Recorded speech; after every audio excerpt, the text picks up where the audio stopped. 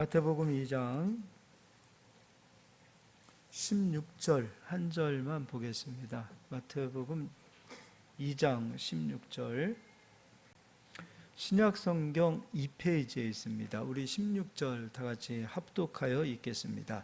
이에 헤롯이 박사들에게 속은 줄 알고 심히 노하여 사람을 보내어 베들레헴과 그 모든 지경 안에 있는 산의 아이를 박사들에게 자세히 알아본 그때를 기준하여 2살부터 그 아래로 다 죽이니. 아멘. 오늘은 이제 성경 번역의 역사 네 번째 시간 갖도록 하겠습니다. 우리 아이들 가나요? 네, 우리 아이들 사모님 따라서 가겠습니다. 네 번째 시간이에요. 네 번째 시간인데 제목이 제롬 성경 이렇게 돼 있습니다. 제롬 성경. 제롬 성경 네 번째. 우리 아이들 갈 때 박수 한번 하겠습니다. 제롬이라는 인물이 너무도 중요한 인물이거든요. 근데 우리 개신교에서는 이 제롬이라는 사람이 그렇게 유명하지 않은 것처럼 좀 감춰져 있는 것처럼 느껴져서 좀 안타까운데요. 오늘은 이제 제롬에 대해서 이야기할 때 이런 인물이 있었구나라는 것을 좀 아시면 좋을 것 같아요. 그러니까 어거스틴은 우리가 참 많이 이야기를 하는데 제롬 이야기는 좀 많이 안 하거든요. 근데 제롬이 기독교 역사에서 얼마만큼 중요한 인물인지 오늘 이제 그런 거를 좀 찾아보도록 그렇게 하도록 하겠습니다. 첫 번째는요, 제롬이라는 사람은 386년에 이스라엘의 베들레헴에서 헬라어에서 라틴어로 번역을 합니다. 근데 헬라어에서 라틴어로 최초로 번역을 하는 거예요. 근데 이때의 라틴어는 불가타라는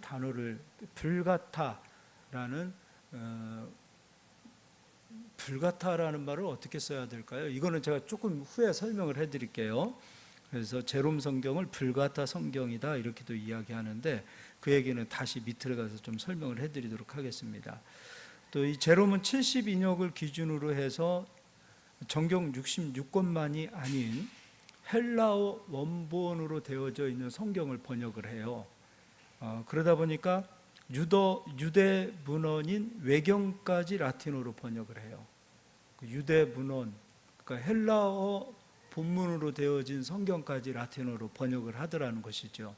근데 우리 이제 개신교하고 카톨릭이 이 제롬이 번역한 성경을 선택하는 기준에서 좀 갈라져요. 그래서 이제 카톨릭은 제롬이 번역한 외경까지 표준 성경으로 택합니다. 외경까지 표준 성경으로 택하고, 우리 개신교에서는 지난 시간에 구약 성경은 어디에서 정경으로 채택이 됐다고 설명을 해드렸죠? 얌리아라고 했죠. 구약 39권. 그래서 이제 개신교에서는 구약 39권 그리고 신약 27권만을 선택해서 66권을 성경으로, 원래가 66권이 정경이었던 거죠. 그렇게 해서 좀 갈라지는 것을 보게 됩니다. 근데 우리가 이제 이 제롬 성경을 알기 이전에 제롬 성경이 번역되어졌던 그 시대, 그 시기, 그리고 왜 제롬 성경이 번역되어져야 하는가, 이런 것들을 좀 알아볼 필요가 있을 것 같아요. 그래서 중요한 사람이 있습니다. 우리가 이 제롬이라는 사람이 살았던 그 시대 이전에는 어떤 역사가 있었냐면, 너무도 중요한 콘스탄티누스 황제가 있습니다. 그 콘스탄티누스 황제에 대한 설명을 조금 더 해드리도록 하겠습니다. 이 콘스탄티누스 황제는 로마의 황제들 가운데 대제라는 칭호를 로마에서 붙여주지요. 그러니까 로마 역사 가운데에서 황제들 중에서 최고로 훌륭한 황제 한 사람을 뽑으라면 콘스탄티누스 황제 이렇게 뽑을 수 있을 것입니다. 그리고 이 콘스탄티누스 황제가 주전입니다. 주전 313년에 이탈리아 밀라노에서 이때 이탈리아 로마가 그 황제가 3명이었어요. 서로마 황제는 콘스탄티누스 황제, 그리고 동로마 황제가 있었고 발칸반도 위쪽을 다스리는 황제가 있었습니다. 그래서 콘스탄티누스 황제의 여동생과 발칸반도를 다스리는 황제와의 결혼식을 어디서 하게 되냐면 밀라노에서 하게 됩니다. 그래서 결혼식을 위해서 발칸을 다스리는 황제와 서로마 황제인 콘스탄티누스가 밀라노에서 결혼식 때문에 만나게 되어지고, 거기에서 밀라노 칙령을 발표하는데, 그 칙령이 뭐냐면 기독교 자유, 그리스도인들의 자유를 선포합니다. 그때 밀라노 칙령 내용 가운데 이런 내용이 있어요. 제가 읽어드릴게요. 이제 그리스도인들에게 자유롭게 예배할 완전한 권리를 부여한다. 그러니까 이전까지는 완전한 자유 가운데에서 예배할 수 없었습니다. 그런데 기독교인들에게 예배할 자유를 권리를 부여한다. 그리고 이 포교령은 제국 어디서나 선포되며 모든 이들에게 알려져야 한다. 그러니까 밀라노 칙령 AD 313년이죠. 313년에 기독교는 콘스탄티누스 황제로 인하여 자유를 얻게 되어지는 거예요. 그러니까 이게 바로 밀라노에서 있었던 일이라는 것이죠. 그런데 이제 동로마 황제였던 다이아 황제는 이게 못마땅한 거예요. 그래서 내가 없을 때 이런 일이 있지 않았느냐 해가지고 이 동로마 황제는 여전히 기독교를 박해합니다.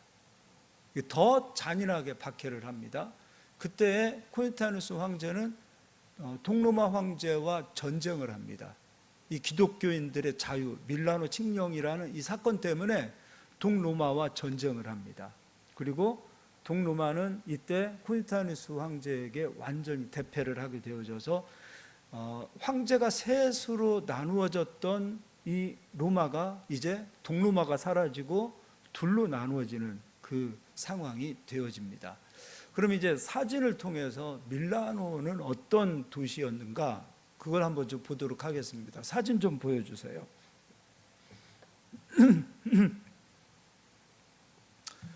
저 사진들 지금 세계 4대 성전이라고 할 수 있죠.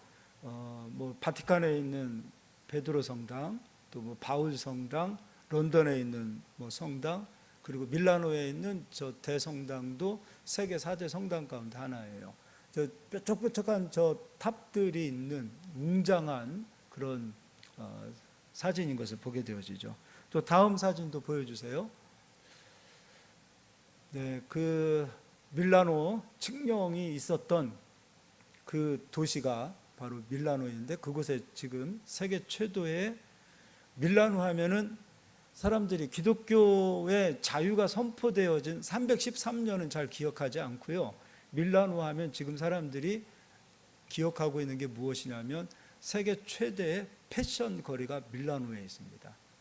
밀라노 저 광장, 저 교회 옆에 우측에 있는 곳들이 어디냐면 세계 최대의 명품 시장이 다 저기에 들어가 있어요. 그러니까 밀라노 패션의 거리, 그리고 패션쇼 하는 것들은 다 저곳으로 가 있는 것을 보게 됩니다. 그러니까 기독교를 모르는 사람은 밀라노가 무엇인지를 모르겠지만, 밀라노 하면은 기독교를 모르는 사람들은 패션의 거리 이렇게 얘기하지만, 적어도 예수님을 믿는 그 신앙인들이라면 밀라노 하면 패션의 거리가 아니라 우리에게 기독교 자유가, 예배의 자유가 선포되어졌던 도시다라는 것쯤은 우리가 기억해야 되지 않을까 싶습니다. 그래서 이탈리아를 가게 되어지면 저 밀라노를 꼭 한번 가보실 수 있기를 바라요. 굉장히 아름다운 도시라고 합니다. 가보지는 않았습니다. 또 다음 사진도 한번 보여주세요. 아까 이야기했던 저 성이 세워져 있습니다. 또 보여주세요. 저 성 옆에 저 광장 또 보여주시기 바랍니다. 밀라노에는 특히 그 진짜 아름다운 호수가 두 개가 있어요. 근데 첫 번째 호수가 있고 두 번째 호수도 사진을 또 보여주시기 바라요. 예, 그러니까 저게 호수예요, 바다가 아니라. 그러니까 밀라노에 가면은 아름다운 호수가 있고, 아름다운 패션의 거리가 있고, 그리고 아름다운 성전이 있고, 근데 그것보다도 기억해야 될 것은 콘스탄누스 황제가 밀라노 칙령을 통해서 기독교인들에게 자유를 주었던 곳이다라는 것을 기억하시면 좋을 것 같습니다. 아까 이 동로마 황제가요, 콘스탄누스 황제에게 패하죠. 전쟁 가운데서 완전한 그 패배를 하게 되어집니다. 근데 이때 이 그 다이아라는 이 황제가 죽기 직전에 그 전쟁에서 패한 그 충격으로 인하여 충격에 의하여 병에 걸리고 그 병으로 죽게 되어졌을 때 이런 고백을 해요.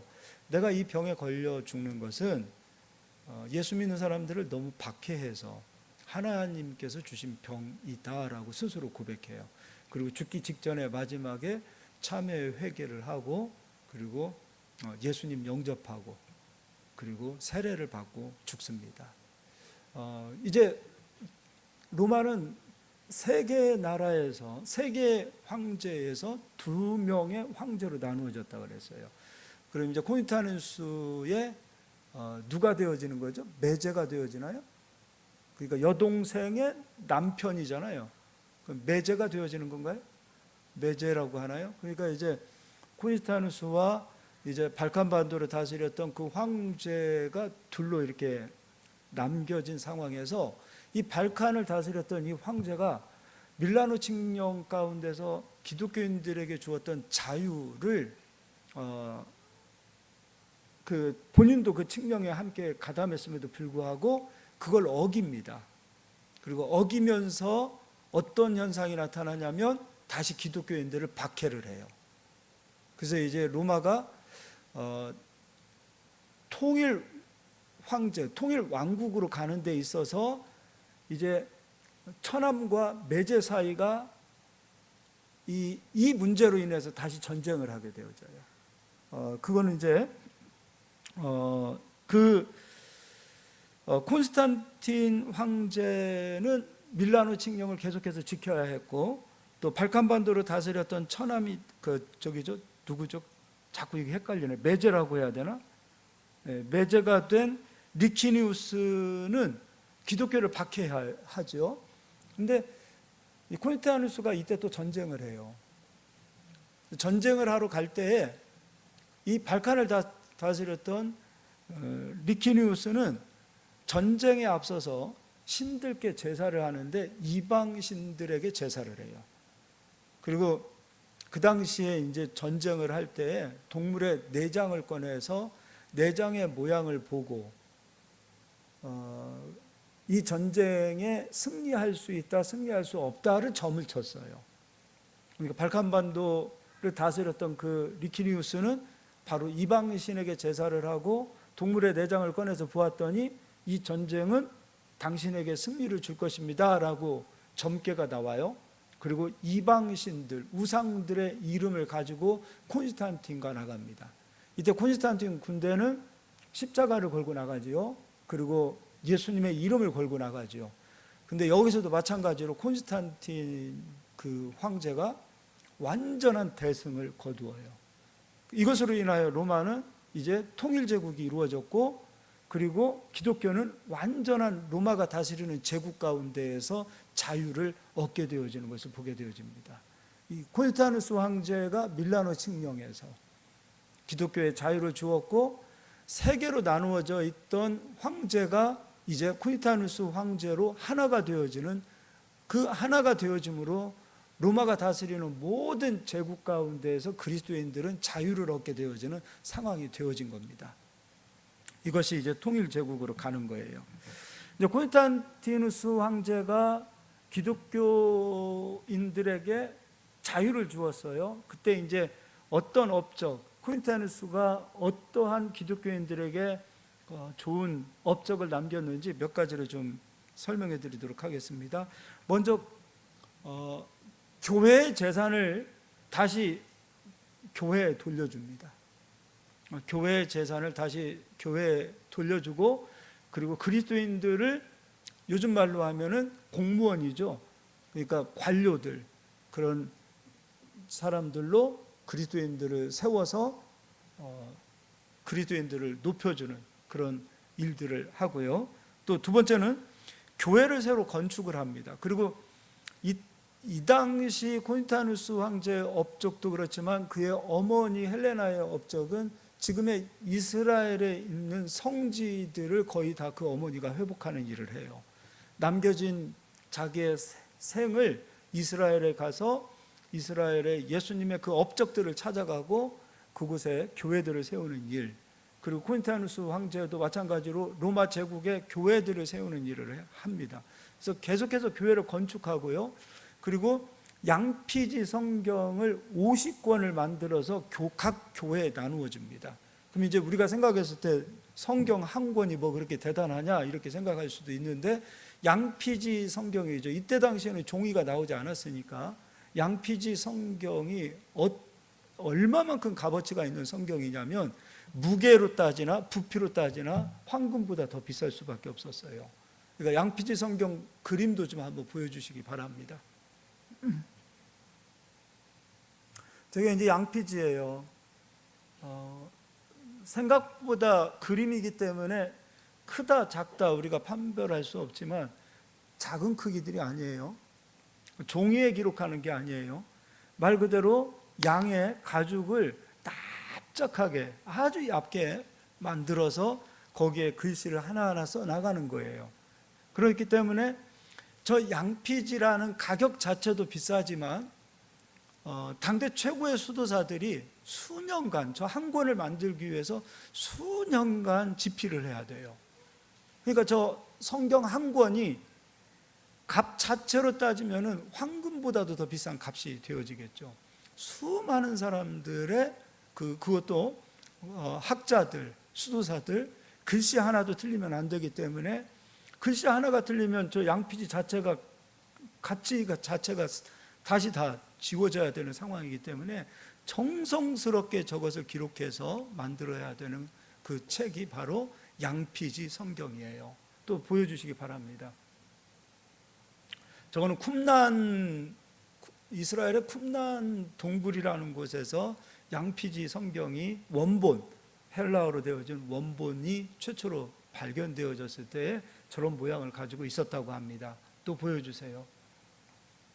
양피지 성경이 저런 현상들로 지금은 남겨져 있지만, 또 보여주세요. 몇 권 더 보여주세요. 저런 식으로 되어져 있었다. 또 다 보여줬나요? 네, 보여주시기 바랍니다. 그러니까 이 콘스탄누스 황제가 그 가진 업적 가운데 참 귀한 업적은 교회도 많이 세웠지만 교회마다 성경을 가져다 성경을 볼 수 있게 했다는 거예요. 근데 저때 기록되어진 성경은 다 어떤 성경입니까? 글씨가 다 헬라어지요. 근데 이때 로마 시대의 사람들은, 일반 대중들은 헬라어를 아는 사람이 별로 없어요. 그러니까 공부를 많이 한 수도사, 그리고 공부를 많이 한 학자들만이 아는 언어이지 평범한 사람들은 헬라어를 알 수가 없는 거예요. 그러니까 저 성경이 교회들에 비치되었다 하더라도 저 성경을 읽을 수 있는 사람은 거의 없었다. 그리고 공부를 많이 한 그런 수도사들, 그런 분들 외에는 성경을 알 수 있는 사람들이 없었다는 거예요. 그러니까 헬라어는 알렉산더 대왕으로 인하여 헬라어 문화권에서 헬라어가 전해졌지만, 이제 로마가 다스리는 그 시대 속에는 헬라어 자체를 쓰기보다는 로마어를 쓰게 되어지다 보니, 라틴어를 쓰게 되어지다 보니 헬라어는 서서히 그 로마 제국에서는 일반 대중적인 언어가 아니었다는 거예요. 자, 이걸 기억해 주시기를 바라고요.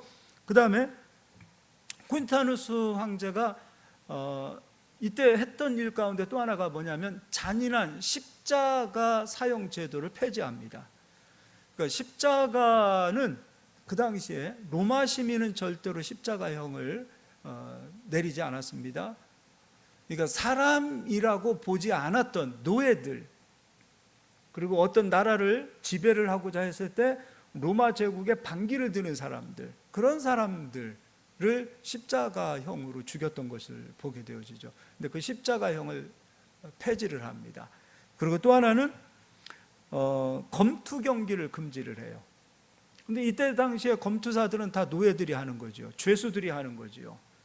그러고 나서 이 콘스탄누스 황제는 죄수들에게 사형제도를 내리기보다는 그들이 죽는 날까지 광산에서 아니면 노동하는 일로, 노동으로 자신의 죄값을 치르게 하자라고 바꾼 거예요.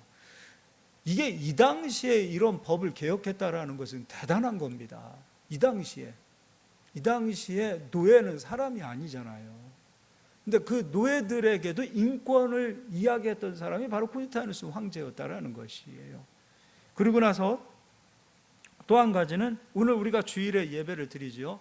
이 주일을 콘스탄누스 황제가 공휴일로 제정을 합니다.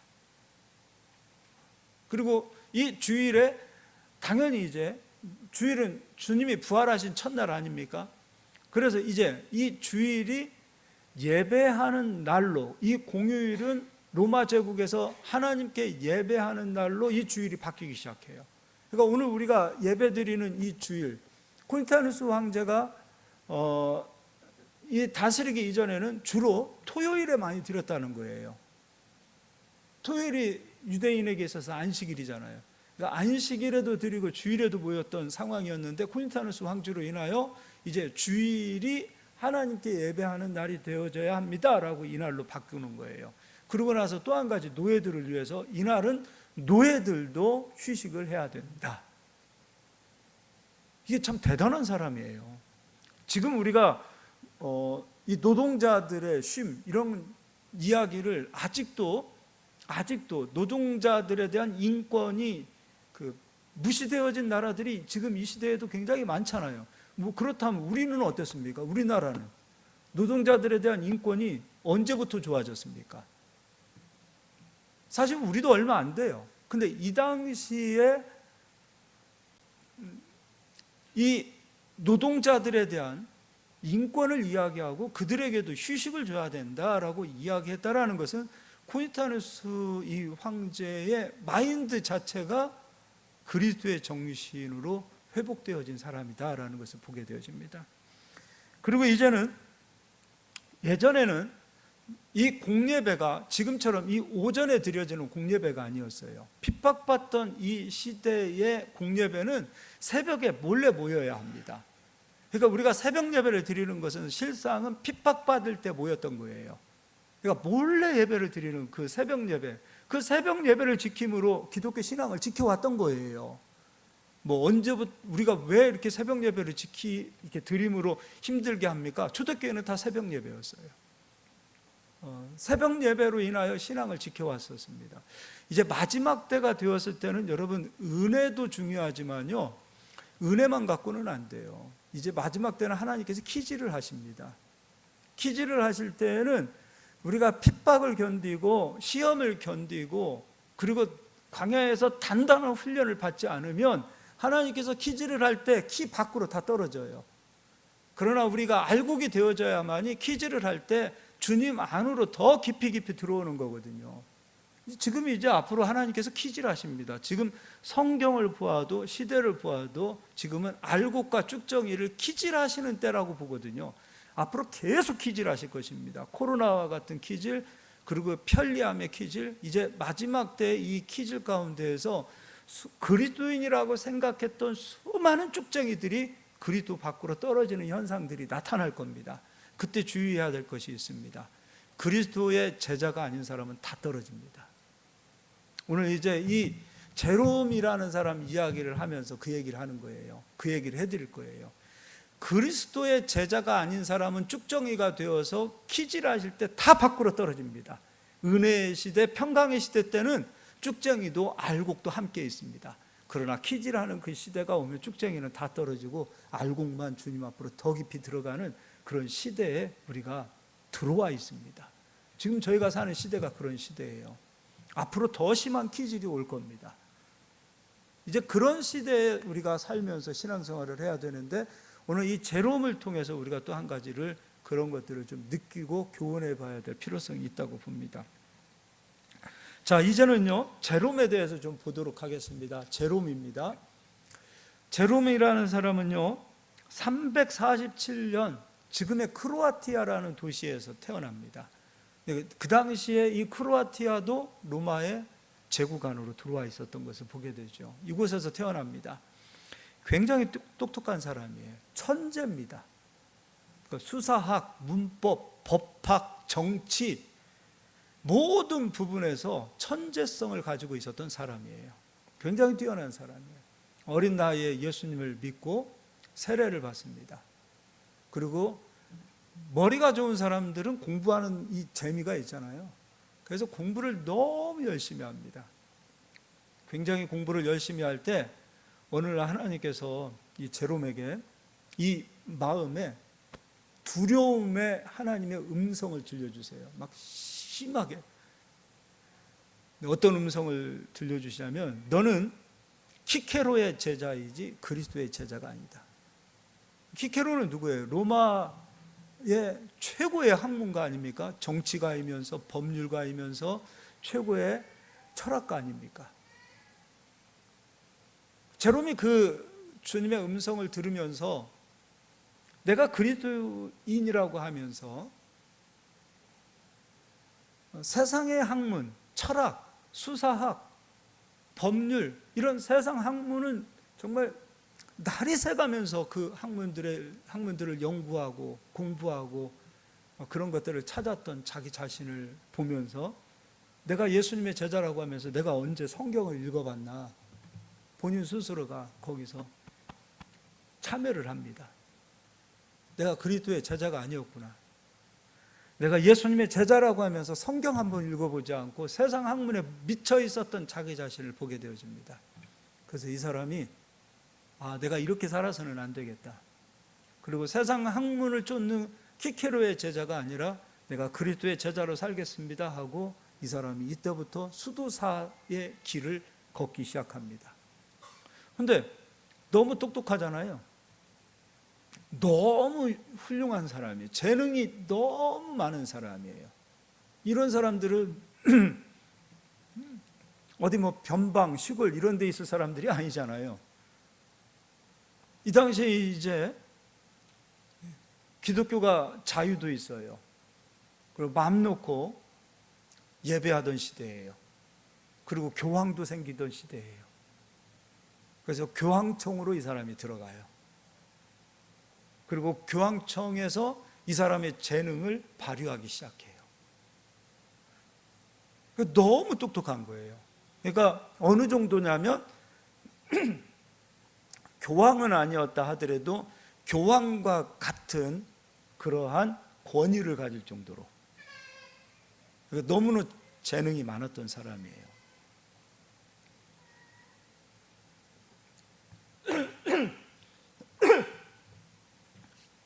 이때 교황이 다마수스라는 사람인데 다마수스가 교황직을 하다가 사망을 하게 되어져요. 그래서 이제 차기 교황을 뽑게 되어질 때 이 제롬은 당연히 내가 교황이 되겠지라고 생각을 하고 이제 선거에 나갑니다. 그런데 교황에서 떨어집니다. 그러니까 자기를 지지했던 사람들이 자기를 배신한 거예요. 추기경도 배신했고 그리고 많은 투표할 수 있는 감독들이 자기를 찍지 않은 거예요. 그래서 여기에 대한 배신감을 가지고 내가 이렇게 사느니 차라리 속세를 떠나리라 하고 그냥 교황청에서 나와서 이제 수도사의 길을 걷기 시작합니다. 그러니까 수도사로 시작했다가 교황청에 들어갔다가 교황이 되지 못하자 다시 수도사의 길을 걷자 하고서 속세를 떠난 거예요. 스님들처럼 내가 세상에 있기보다는 그냥 나는 그냥 조용한 곳에서 그냥 살리라 하고서 이 사람은 어디로 내려가기 시작하냐면 알렉산드리아가 어떤 곳이죠? 70인역이 번역되어진 곳이죠. 알렉산드리아를 거쳐서 지금의 베들레헴, 예수님이 태어난 탄생지 베들레헴으로 들어갑니다. 그리고 그곳에서 동굴에서 일평생 수도 생활이나 하면서 살리라 하고 동굴에 들어가서 그렇게 기도하면서 살고 있습니다. 그런데요, 이 사람의 마음은 증오, 배신감, 미움, 이런 것들이 아직도 해결이 되지 않은 상태지요. 사실 사람이 싫어서, 세상이 싫어서 그 수도사로 그냥 내려온 거 아닙니까? 내가 정말 주님을 사랑해서 내 주님을 깊이 만나기 위해서 내려가자가 아니라 사람이 지긋지긋한 거예요. 교황에 떨어진 것으로 인하여 충격을 받고 그냥 그렇게 해서 내가 그냥 조용한 곳에서 살리라 하고 그렇게 내려온 거예요. 그런데 어느 날 베들레헴에서 아기들의 유골이 무더기로 발견되어졌다라는 소식을 듣고 그곳을 찾아갑니다. 베들레헴에서 아기들의 유골, 어린 아기들의 해골들이 무더기로 발견이 되어진 거예요. 그래서 그 소식을 듣고 찾아갑니다. 이게 오늘 우리가 본문 말씀 읽어보도록 하겠습니다. 마태복음 2장 16절 읽어보도록 하겠습니다. 2장 16절입니다. 이에 헤롯이 박사들에게 속은 줄 알고 심히 노하여 사람을 보내어 베들레헴과 그 모든 지경 안에 있는 산의 아이를 박사들에게 자세히 알아본 그때를 기준하여 2살부터 그 아래로 다 죽이니, 어린 아이들을 헤롯이 죽인 거예요. 근데 베들레헴에 그 수많은 아기들의 유골이 발견되어진 거예요. 근데 제롬이 이때 그 유골이 헤롯으로 인하여 희생된 아기들의 유골이구나, 이거를 알게 되어져요. 그래서 제롬이 여기서 두 번째 회심을 합니다. 어떤 회심이냐면 그가 회심했을 때에 그 회심의 기록을 적어 놓은 게 있어요. 그건 제가 읽어 드릴게요. 이 아이들은 예수님을 한 번도 보지 못했는데 예수님을 위해서 죽어간 첫 번째 순교자가 되었구나. 그런데 나란 놈은 남들이 누려보지 못했던 존경과 지위를 누려보았고 교황들만이 행사할 수 있는 권력도 누려보았는데 단지 내가 교황이 되지 못했다는 이유로 예수님께서 태어나신 베들레헴에서 예수님을 원망하고 사람들을 증오하고 하루하루를 허비하고 있구나.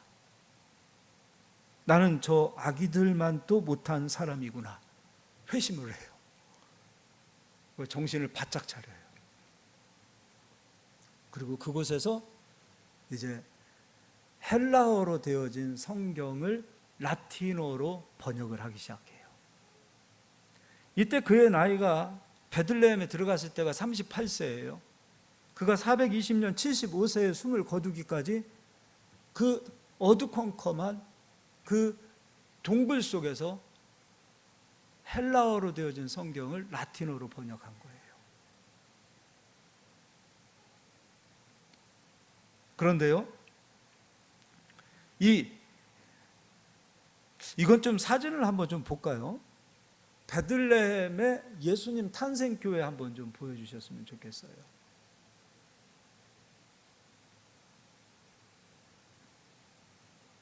저게 베들레헴에 있는 예수님 탄생교회입니다. 저 앞에 맞은편에는 이슬람의 모스크 사원이 또 맞은편에 있어요. 저게 베들레헴 탄생교회. 또 다른 사진도 보여주세요. 다른 사진도 보여주십시오. 예. 교회 안으로 들어가는 입구, 교회 안의 내부지요. 또 보여주세요. 네, 하나하나씩 보여주세요. 저 지금 예수님 탄생교회 안으로 들어가는 문이 굉장히 작아요. 그러니까 예수님께 예배하기 위하여 오는 사람들이 어찌 머리를 들고 빳빳이 서서 들어올 수 있느냐 해서 문을 작게 만들어요. 그러니까 예전에 로마 제국 같은 그 장수들은 아무리 교회라 할지라도 어떤 사람들이 모이는 그 집회 장소에는 말을 타고 입성을 했습니다. 그런데 저 작은 문은 절대로 말을 타고 들어갈 수 없어요. 내려야 하고 머리를 숙여서 들어와야 합니다. 하나님 앞에 경배하는 마음의 자세가 저와 같은 마음의 자세를 갖지 않으면 하나님께 경배할 수 없다 해서 작은 문을 만들어 놓았습니다. 또 보여주시기 바랍니다. 저 문이 어느 정도로 작은지 또 보여주시기 바랍니다. 저 문을 통해서 들어가야 돼요. 성전 안으로 들어갈 때 또 보여주세요.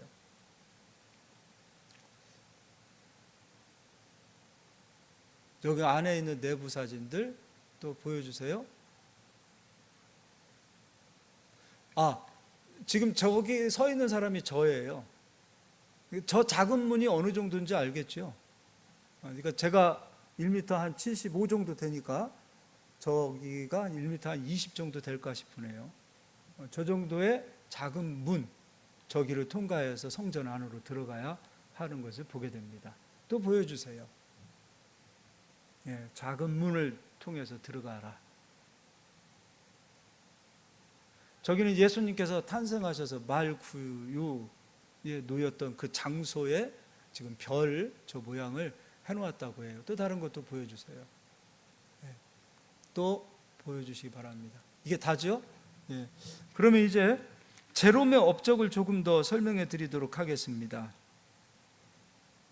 제롬의 업적, 어거스틴은 가장 위대한 업적이 많이 있죠. 그 가운데 어거스틴이 어떤 이단들과의 싸움을 했었는가? 그 가운데 펠라기우스 이단이 있었습니다. 펠라기우스는 인간의 의지로도 구원을 얻을 수 있다. 인간이 가지고 있는 이 의지, 선함으로 선하게 착하게 살 수 있다, 이렇게 얘기하죠. 근데 어거스틴은 아니다라고 이야기했습니다. 이 제롬도 펠라기우스 주장이 잘못되어졌다라고 이야기한 사람 가운데 한 사람입니다. 어거스틴은 한 사람만 이야기한 것이 아니라 이 제롬이 펠라기우스 너희들이 주장하는 것이 잘못되어졌다, 오직 은혜로만 구원을 얻는다 말을 하고 있습니다. 두 번째는 제롬은 이 당시 예루살렘이 얼마나 피폐한 상황이었는지, 예수님이 태어나신 곳, 그리고 예수님이 활동하셨던 그곳이, 예수님은 사라져가 버리고, 이때는 아직 이슬람이 없었을 때예요. 그러니까 헬라 문화권에서 가지고 있는 그 헬라 신들이 있잖아요. 그리스 신화에서 나오는 그 신들, 여신들, 그런 것들이 예루살렘 성지에 세워져 있었던 것을 알리는 일을 하게 되어집니다. 그래서 예루살렘이 이스라엘이 이렇게 황폐한 곳입니다라는 것을 로마 제국에 알리는 일을 이 사람이 했고요. 또 세 번째는 아까 라틴어 성경으로 번역을 했는데 그 라틴어 성경을 불가타 성경이라고 이야기하죠. 근데 이 불가타라는 말이 뭔 말이냐면, 이때 당시에 라틴어도, 헬라어도 그렇지만 라틴어도 학자들이 쓰는 라틴어가 있었고, 일반 대중들이, 우리가 이렇게 어떻게 얘기해야 되나? 대중들이 편안하게 사용하는 라틴어가 있었어요. 근데 이 제롬은 학자의 언어로 라틴어를 번역한 것이 아니라 대중들이 쓰는 라틴어로 번역을 한 거예요. 그러니까 대중들이 사용하는 언어, 라틴어가 불가타라는 말이에요. 그러니까 고급적인 언어, 그러니까 특별한 사람들만이 읽고 이해할 수 있는 언어로 만든 것이 아니라는 거예요. 그 당시 로마 제국에 있는 일반적인 모든 사람들이 쉽게 읽을 수 있는 라틴어로 만들었는데, 그 라틴어가 불가타란 말이에요. 그래서 불가타 성경, 이렇게도 이야기하는 것을 보게 됩니다. 그러니까 제롬의 업적이 어마어마한 거지요. 헬라어로 되어진 성경, 그러다 보니까 그리스도인들도 성경을 몰라요. 헬라어를 모르면 성경을 모르죠. 지금 아마 이게 다, 우리 성경도 한문으로 되어져 있고 영어로만 알고 있다면 누가 읽을 수 있겠습니까? 몇 사람이나 성경을 읽을 수 있겠어요? 근데 그런 시대적 상황 속에서 헬라어로 되어진 모든 성경을 라틴어로 번역을 했다. 근데 그 라틴어가 또 특별한 사람들만 읽을 수 있는 언어가 아니라 모든 일반적인 대중들이 읽을 수 있는 불가타로 번역을 했기 때문에 이때에 모든 라틴어 아는 사람들은 성경을 읽을 수 있게 되었다라는 것이죠. 그래서 이 불가타 성경을 번역을 했고요. 불가타의 뜻은 세속적인 뜻도 있고요, 또 민중, 대중적인 뜻도 포함되어 있습니다. 근데 이 사람이 이때 번역을 할 때 헬라어 원본으로 되어진, 그러니까 구약 성경에 얌야 회의 때 히브리어로 되어진 것만이 정경이다라고 얘기했죠. 근데 헬라어로 되어진 원본까지 번역을 해놔요, 라틴어로. 근데 이때 이 사람은 우리가 비판할 수 없는 게 무엇이냐면, 이 사람이 가지고 있었던 생각은, 그러니까 비판해서는 안 돼요. 왜냐하면 카르타, 다음 주에 설명을 해드릴 텐데, 카르타고 종교회의는 397년이란 말이에요. 무려 10년 이후에 신약, 구약, 정경이 발표되어지기 전에 번역을 해놓은 거예요. 그리고 이 사람도 이렇게 얘기해요. 외경이라고 말하는 헬라어 원본으로 번역되어진 그 라틴어는 교회에서 참고할 만한 것이지 정경은 아니다라고까지 이 사람도 얘기를 하는 거예요. 그러니까 참고하면 좋겠다라고 이야기를 하는 겁니다. 그래서 어쨌든 제롬은 불가타 성경을 번역을 해놔요. 그리고 마지막으로 이 사람으로 인한, 이건 업적으로 얘기해야 될지 아니면은 실수라고 이야기해야 될지 모르겠지만, 우리가 독신주의를 주장했던 사람, 가장 먼저 말했던 사람은 바로 제롬입니다.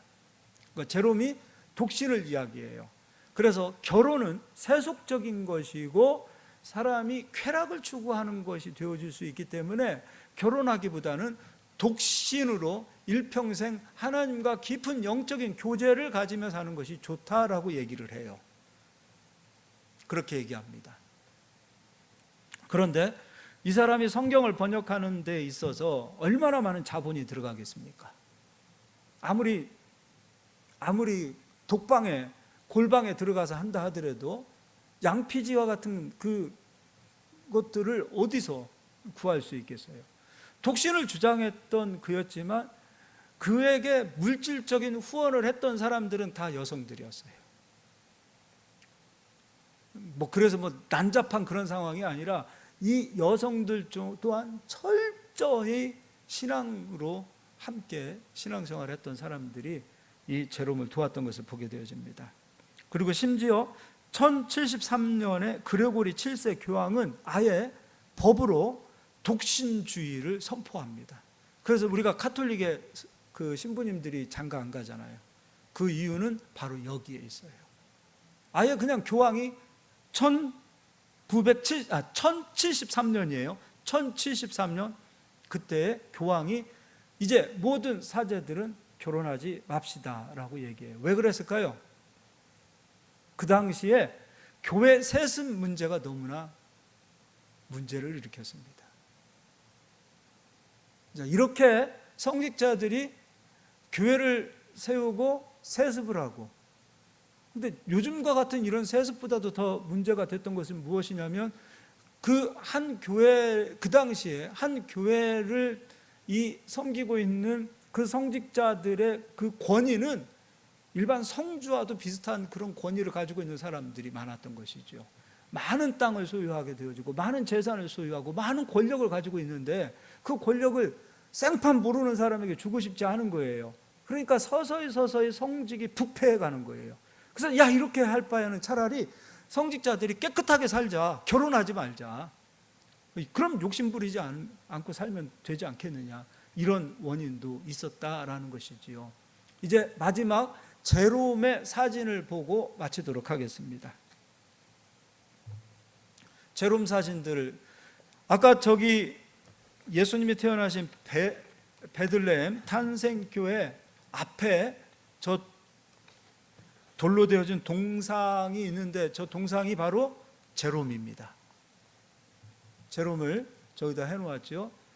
사실 베들레헴 가도 우리 카톨릭 카톨릭에서 성지 순례를 가시는 분들은 저 제롬이라는 사람이 이런 분이구나 하고 아는데, 우리 개신교에서는 저분을 오늘 아마 제롬 얘기 처음 들어보신 분들 많을 거예요. 왜 저런데 동상이 저렇게 세워져 있지? 이렇게 생각하시는 분들도 계시지 않을까 싶어요. 근데 제롬은 기독교의 역사 가운데 너무도 중요한 사람이다. 제롬이라는 사람은 잊어버리지 말자. 최초의 성경을 번역했던 사람은 바로 제롬이다 라는 걸 기억하시고요. 또 다음 사진 있으면 보여주시기 바랍니다. 가까이에서 좀 찍은 거죠. 또 보여주세요. 제롬이 일평생 집무했던 집무실이라고 합니다. 동굴에서 저렇게 성경을 번역했다라고 하고 있지요. 또 보여주세요. 제롬의 얼굴 저렇게 있습니다. 또 보여주시기 바랍니다. 저기 제롬이 성경을 번역하는 일을 하고 있을 때에 뭐가 옆에 책상 위에 올려 있나요? 해골이에요. 그러니까 제롬이 왜 해골을 가져다가 책상 위에다 올려놨냐면, 사실 말이 그렇지 혼자, 그리고 주변에 자기를 따르는 사람들도 있었다 하지만 동굴에서 얼마나 외롭겠습니까? 얼마나 고독하겠습니까? 얼마나 지치겠습니까? 마음이 해이해지고,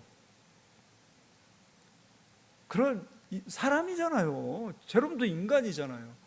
그럴 때 아까 베들레헴에서 희생되어졌던 그 어린아이들, 그 어린아이들을 생각하면서 그때 두 번째 회심을 한 거잖아요. 첫 번째는 너는 그리스도의 제자가 아니라 키케로의 제자다.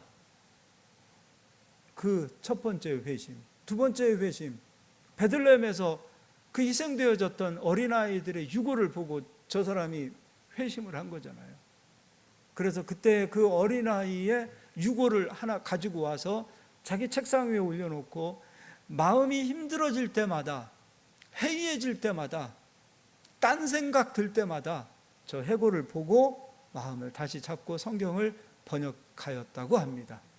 노인이 되었을 때까지, 죽는 그날까지. 지금 우리가 필사 종이에다가 한번 해보신 분들도 계실 거예요. 해보신 분들은 알아요. 쉬운 일이 아니에요. 근데 저 때는 종이도 없잖아요. 그렇다고 지금처럼 뭐 좋은 펜이 있겠습니까? 그리고 지금처럼 이런 좋은 이런 뭐 이렇게 등이 있겠습니까? 동굴은 낮에도 촛불을 켜야만이 보이는 곳 아닙니까? 저런 곳에서 일평생 성경을 번역했다라는 그것 한번 생각해 보자고요. 하나님의 개입이 있었다라고 생각이 되어지지 않습니까? 하나님께서는 제롬을 로마 교황청에 데리고 가서 권력을 가지고 존경을 받고, 그리고 정말 세상 중심에 서서 사역하기보다는 아무도 알아주지 않는 저 빈들과 같은 곳으로 하나님께서는 인도하셔서 당대 최고의 능력자, 최고의 학자, 그런 사람을 이름도 없이 빛도 없이 저렇게 사용하셨습니다. 이름 없이 빛도 없이 사용되어진 자들만이 하나님 나라에 들어가서 면류관을 쓸 자격이 있다는 걸 우리 좀 기억하셨으면 좋겠습니다. 너무 이 세상 살면서 너무 성공의 제자가 되지 않기를 바라고요. 물질의 제자가 되지 않기를 바라고요. 너무 출세해야지 출세의 제자들이 되지 않기를 바라고요. 알렉산더의 제자들이 되지 않기를 바라고요. 카이사르의 제자들이 되지 않기를 바라고요. 세상 권력을 가지고 휘두르고 있는 그 많은 권력을 가지고 있는 사람들의 제자들이 되지 않고 저희들은 모두가 다 예수님의 제자가 되기를 예수님의 이름으로 축원드립니다. 기도하겠습니다. 하나님 아버지,